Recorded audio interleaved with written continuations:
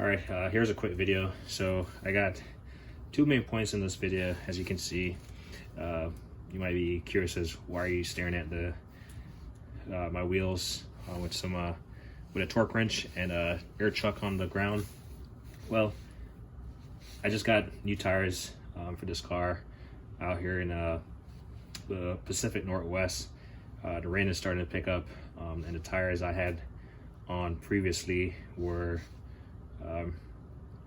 pretty much borderline needing to be changed. I mean, yeah, if it was dry conditions, I would have probably given them a next 2 or 3 months of use, but because of the wet weather, you know, best to have good tires on there. So I went to SCHWAB tires just down the street from me, and I had been there once before due to a flat that I had, and they repaired a flat and it didn't cost me anything. Little did I know, I thought the lady was just being nice, really.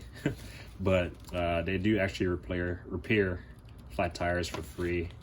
When I was there, some guy before me, he had 2 flat tires from the highway.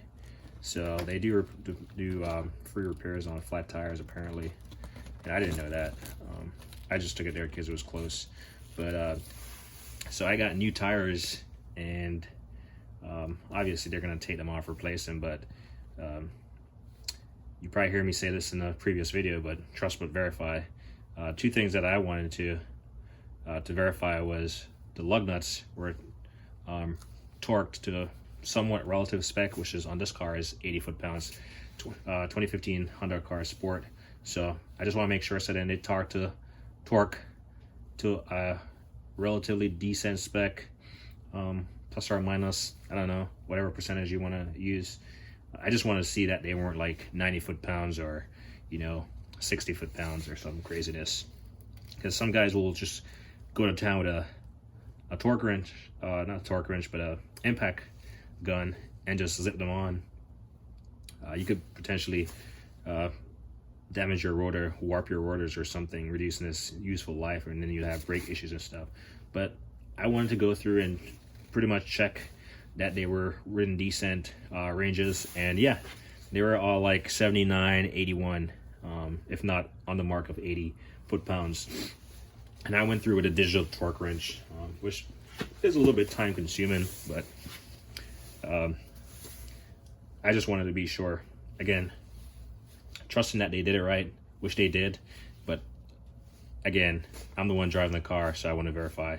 And then, like I said, out here in the Pacific Northwest, starting to rain, starting to get colder, if you will. So I went and verified that the tire pressures match what was indicated on the door panel as far as like the cold tire pressure for each of these tires. So all the driver's side or the passenger side front tire was like maybe 3 psi above, and I just use this air chuck to like get it down to a closer spec.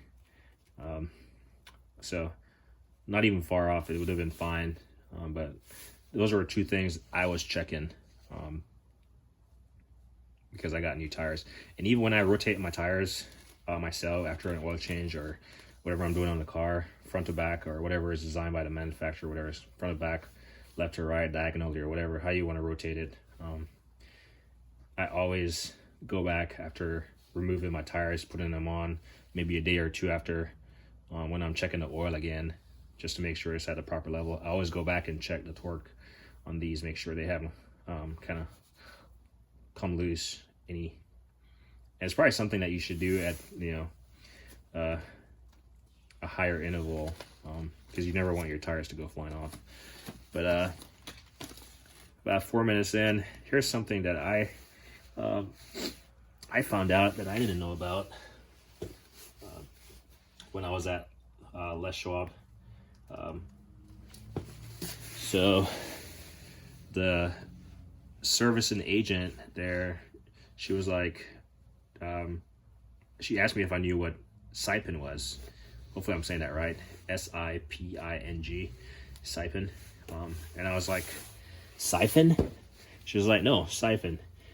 And then she brought out a sample of a tire, and pretty much it was like additional grooves cut in the tire apart from what the manufacturer already has in them.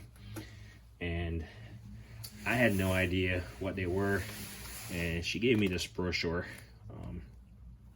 See, that's how I spell. And she pretty much recited it verbatim as far as what it does for your car.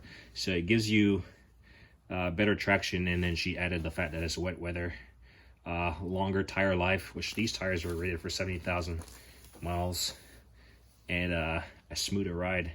So at $15 per wheel, I was like, let me try them. I mean, she said she got them on her cars, and she's a horrible driver. I don't think I'm a horrible driver, but here's what this brochure says. I'm gonna hit the highlights. So it does offer supposedly better traction, especially on wet or icy road surfaces. And I think she might have mentioned that larger, like semis and tractor trailers, their tires are siped.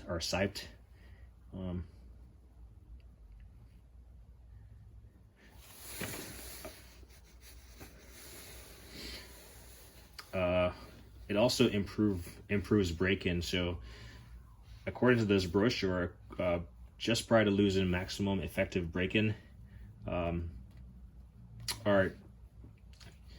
your car is pretty much slowed down. Your braking power is greatest just before you lose traction during the braking process. And this SIPING process actually extends that time period where you're going to have maximum effective braking before you start, like, slipping and skidding and all that.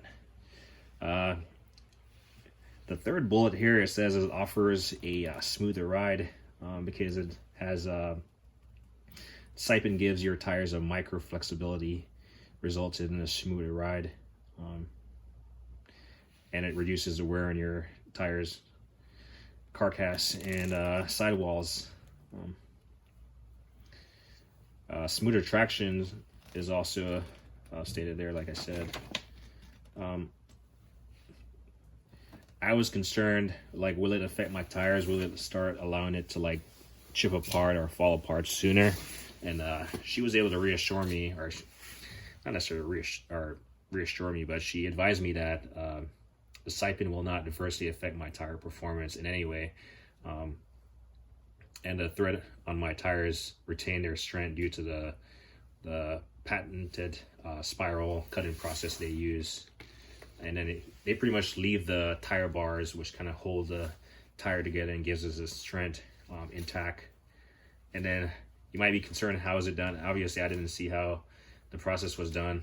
They do show a little guy with a machine here, which I'm assuming is him doing a SIPING process.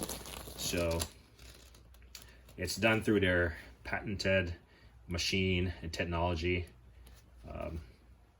And pretty much it leaves like extra like cuts in your 90-degree cuts in your tires, which are pretty much virtually invisible to the naked eye. Granted, the sample she had there compared to a regular tire, it was pretty obvious that it had way more cuts in it. But when I looked at my tires, I was like, I can't really tell what I spent $15 on, but the performance should be there apparently. So we'll see, especially we have a few rainy days ahead. And you might be concerned, why don't the manufacturers of these tires, why don't they actually just spend the time to do it, especially when, tires are expensive as they are? Well, it's according to this brochure, which I haven't researched this thing beyond this brochure, but it's costly and it's time consuming. Those are the two highlights from that, why manufacturers don't like side tires. And if there's anyone out there who can correct me as far as if this is a common process and if there's like specific tires that are already come siped, I don't know. And then longer tire life, that seems to be the trend. Longer tire life and performance, but longer tire lives due to, you can see this fancy picture. Let me see if I can get it in focus. Maybe, no, maybe. But it's pretty much, it dissipates heat and allows more cooling just because of the airflow through the tire threads. So that's basically the highlight. Better traction, improved braking, affords a smoother ride, and longer tire life due to the heat dissipating. Like I said, it was 50, or not 50 bucks, 15 bucks per tire to get this stuff done. And I was like, sure, I'm already spending $1,000 on a set of 4 tires. If something can improve it, why not get it? Definitely, you know, big up to SCHWAB tires. Like I said, I had a positive interaction with them the first time I got my tires fixed, or flat tire fixed for free, not knowing that it was just what they do.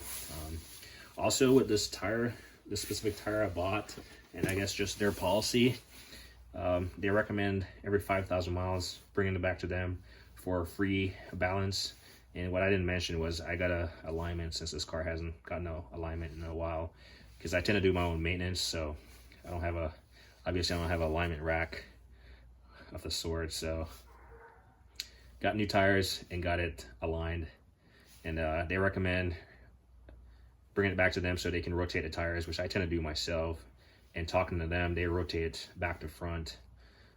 Also, you can also get your, like I said, rebalanced every 5,000 miles. So something I'll take them up on. The one little gripe I have with my experience is I recently bought these little tire stem covers. I took off the, you know, the standard generic ones that come with all tires. So I recently bought these Honda ones, and the passenger side rear wheel is missing the cap that I bought, and is replaced with something else. So that's my only gripe. And for the simple fact that the lug nuts were on to the proper spec, the tire was inflated, which obviously they took off the thing and inflated to the proper spec. That is minute to me, and I'll probably end up buying another set, because you lose these all the time.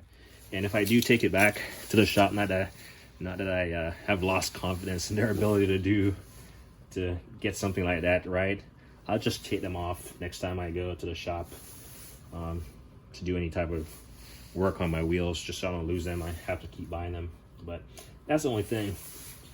So yeah, definitely a positive experience with SCHWAB tires, and this getting this SIPING process done. Like I said, time will tell if it works. This car has 50,000 miles, and these tires are supposedly good for 70,000 miles, and this car just does average daily commute, really.